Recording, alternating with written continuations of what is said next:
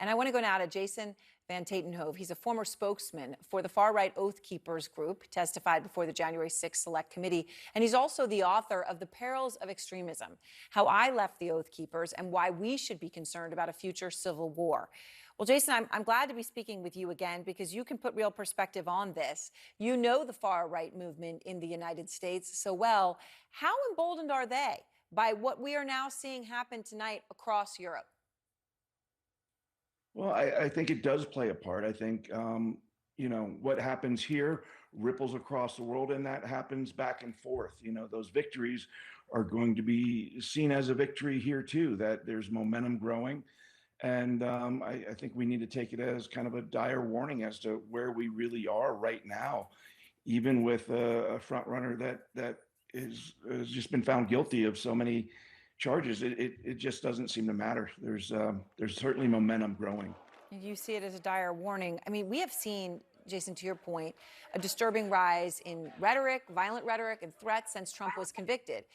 Axios reported another far-right group, the Proud Boys, wrote on a website, hope these jurors face some street justice. And don't be surprised, you know this was going to happen. Stand back and stand by. This is far from over, we promise. So stand back and stand by, of course, the words that Trump himself had used in 2020.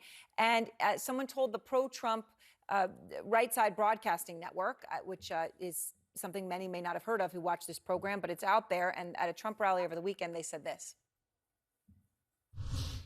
We're in a third world nation now. So yeah, I would expect at some point that it'll break out into violence. I mean, at this point, they're using the courts against their opponents. We've seen that before, so we know what's next. So, yeah.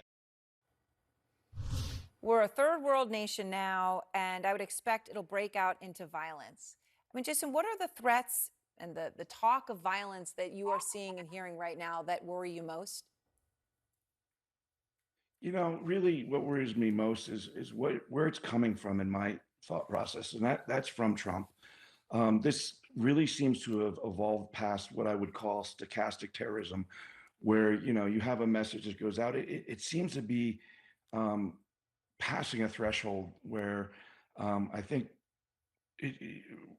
really he's just putting out this messaging. And if you look at the emails that have been going out in the last week or so, the rhetoric is getting more extreme. It's courting that line of direct violent action more and more. And, unfortunately, that audience, they're members of that audience that are consuming those messages that may take action, that look to be preparing to take action. And that's very concerning to me.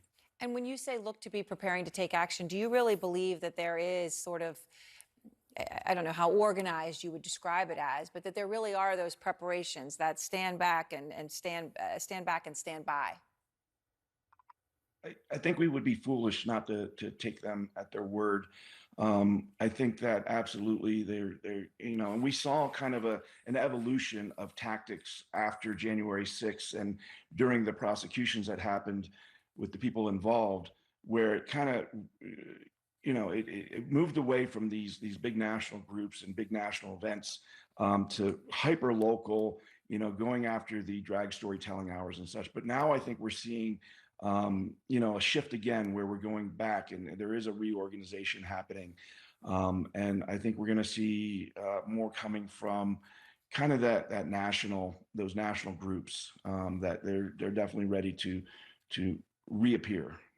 All right. Well, Jason, I appreciate your time. Sobering warning, as you say, a dire warning that you're putting out there, but thank you.